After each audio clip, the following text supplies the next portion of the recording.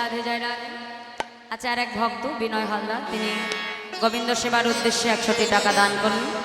আরেক মাও তিনি দান করছেন। সকল ভক্তের দান আমি মাথায় তুলে নিলাম।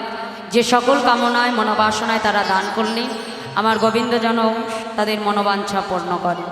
জয় রাধে। আজকে কি বলছি? ছন্দ ধরি বন্ধ করি কহে কুন্দলতা, কানুর কোলে ভানু দোলে এই কি ভালো কথা। নষ্ট লোকের দুষ্ট কথা কইল বুড়ির কানে, রুষ্ট হইয়া দুষ্ট বুড়ি আইলা পূজার স্থানে। ও মাইরা, দেখো বৃন্দাবনে সবাই যে গোবিন্দকে ভালোবাসত তা তো নয় মা। বৃন্দাবনে একজন বুড়ি ছিল যার নাম ছন্দাধরী। বলছে ছন্দধরী বন্ধ করি কহে কুন্দলতা। এখন ওই কুন্দলতা বুড়ি জটিলার কাছে এসে বলছে, এই জটিলা, তুই তোর বৌমাকে বনে পাঠিয়েছিস সূর্য পূজা দেবার জন্য। তোর ওই বউ, ভালো করে শোন এই জটিলা, তোর ওই বউ বনে গিয়ে ভানু পূজা না করে আজকে কানু পূজা করছে। আমি নিজের চোখে দেখে এসলাম। তোর ওই বউ বনে গিয়ে আজকে সূর্যদেবের পুজো তো দূরে থাক, ওই কৃষ্ণের কেলে ছোড়ার পুজো করছে। আমি নিজে চোখে দেখেছি।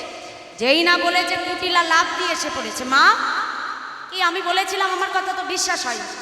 আমি তোমার পেটের মেয়ে, আমার কথা বিশ্বাস হয় না। ওই বউ কি শিকড় পাকড় খাইয়েছে কে জানে। বউয়ের কথা একবার ওঠো আর বউয়ের কথায় বসো। হ্যাঁ, শুধু তোমাকে নিলে হবে না, দাদাটাকে সঙ্গে নিতে হবে। দাদা ছুটে গেছে দাদার কাছে।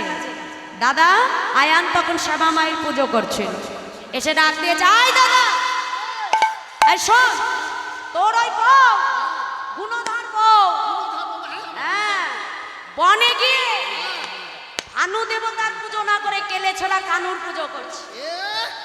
বলছে, এই শোন শুনিলা, তোর কথা যদি আজকে সত্যি হয়, মায়ের হাত থেকে অসিটা টেনে নিয়েছে।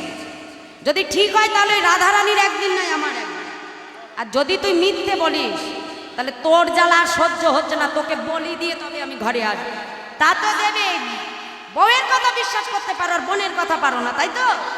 আজকে আমি যাবো না, তোমাকে সঙ্গে করে নিয়ে যাবো। দাদার হাতটা ধরে টানতে টানতে এখন নিয়ে এসেছে মা।